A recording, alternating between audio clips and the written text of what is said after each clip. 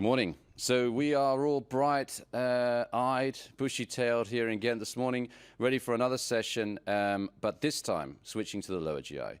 So this is about EMR, polypectomy actually, and about the curriculum from ESGE, which deconstructed EMR. So we talk about, in this session, more the zoomed-out approach to applying a curriculum, and then throughout the day, the nuts and bolts of that curriculum will be brought out in the different sessions.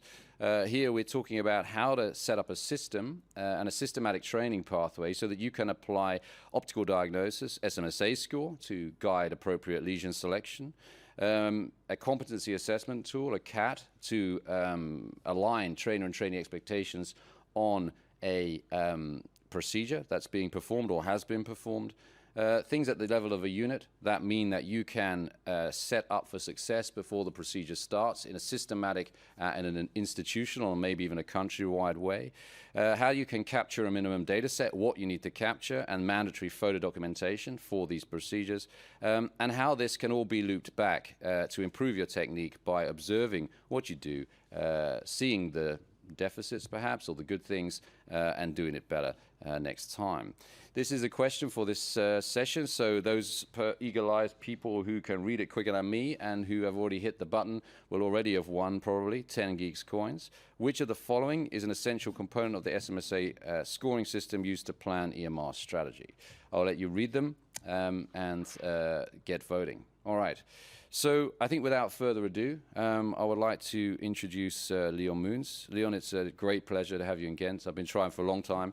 You're very welcome. And I think Leon's going to start with optical diagnosis, SMSA, for understanding what you should and shouldn't do.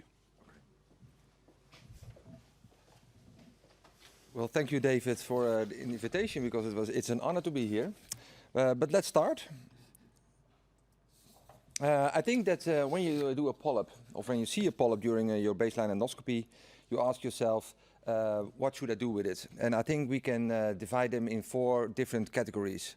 The one is, of course, we think it's completely benign and we can resect it. The second might be that it looks like benign, but there might be some risk of cancer in it, but we just don't see it, and maybe we should treat it differently. And of course, there are polyps with cancer.